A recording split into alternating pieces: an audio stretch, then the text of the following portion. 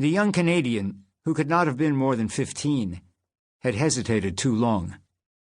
For a frozen moment his feet had stopped moving on the floating logs in the basin above the river bend. He slipped entirely under water before anyone could grab his outstretched hand. One of the loggers had reached for the youth's long hair.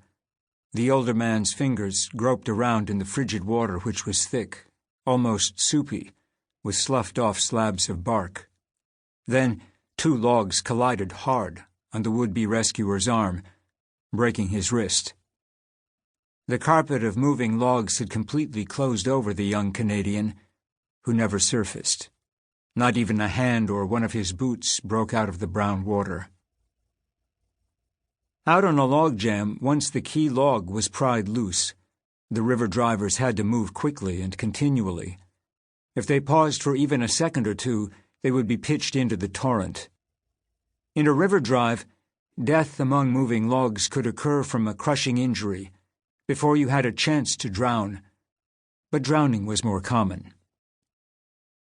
From the riverbank, where the cook and his 12-year-old son could hear the cursing of the logger whose wrist had been broken, it was immediately apparent that someone was in more serious trouble than the would-be rescuer, who'd freed his injured arm and had managed to regain his footing on the flowing logs. His fellow river drivers ignored him. They moved with small, rapid steps toward shore, calling out the lost boy's name. The loggers ceaselessly prodded with their pike poles, directing the floating logs ahead of them.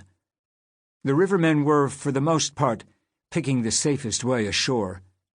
But to the cook's hopeful son, it seemed that they might have been trying to create a gap of sufficient width for the young Canadian to emerge. In truth, there were now only intermittent gaps between the logs. The boy who told them his name was Angel Pope, from Toronto, was that quickly gone. "Is it Angel?" the 12-year-old asked his father. This boy, with his dark brown eyes and intensely serious expression, could have been mistaken for Angel's younger brother, but there was no mistaking the family resemblance that the 12-year-old bore to his ever-watchful father. The cook had an aura of controlled apprehension about him, as if he routinely anticipated the most unforeseen disasters, and there was something about his son's seriousness that reflected this. In fact, the boy looked so much like his father that several of the woodsmen had expressed their surprise that the son didn't also walk with his dad's pronounced limp. The cook knew too well that indeed it was the young Canadian who had fallen under the logs. It was the cook who'd warned the loggers that Angel was too green for the river driver's work. The youth should not have been trying to free a log jam. But probably the boy had been eager to please, and maybe the rivermen hadn't noticed him at first. In the cook's opinion, Angel Pope had also been too green, and too clumsy, to be working in the vicinity of the main blade in a sawmill. That was strictly the sawyer's territory, a highly skilled position in the mills. The planer operator was a relatively skilled position too, though not particularly dangerous. The more dangerous and less skilled positions included working on the log deck, where logs were rolled into the mill and onto the saw carriage, or unloading logs from the trucks. Before the advent of mechanical loaders, the logs were unloaded by releasing trip bunks on the sides of the trucks. This allowed an entire load to roll off a truck at once. But the trip bunks sometimes failed to release. The men were occasionally caught under a cascade of logs while they were trying to free a bunk. As far as the cook was concerned, Angel shouldn't have been in any position that put the boy in close proximity to moving logs. But the lumberjacks had been as fond of the young Canadian as the cook and his son had been, and Angel had said he was bored working in the kitchen. The youth had wanted more physical labor, and he liked the outdoors. The repeated thunk, thunk of the pike poles, poking the logs, was briefly interrupted by the shouts of the rivermen, who had spotted Angel's pike pole, more than 50 yards from where the boy had vanished. The 15-foot pole was floating free of the log drive, out where the river currents had carried it away from the logs. The cook could see that the river driver with a broken wrist had come ashore, carrying his pike pole in his good hand.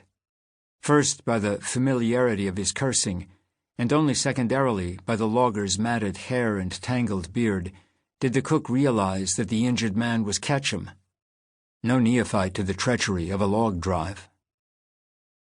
It was April, not long after the last snow melt and the start of mud season, but the ice had only recently broken up in the river basin, the first logs falling through the ice upstream of the basin on the dumber ponds.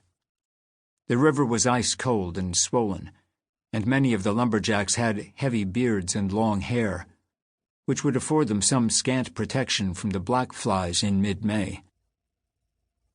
Ketchum lay on his back on the riverbank like a beached bear. The moving mass of logs flowed past him. It appeared as if the log drive were a life raft, and the loggers who were still out on the river seemed like castaways at sea, except that the sea, from one moment to the next, turned from greenish-brown to bluish-black. The water in Twisted River was richly dyed with tannins. "Shit! Angel!" Ketchum shouted from his back. "I said, move your feet, Angel. You have to keep moving your feet. Oh, shit!"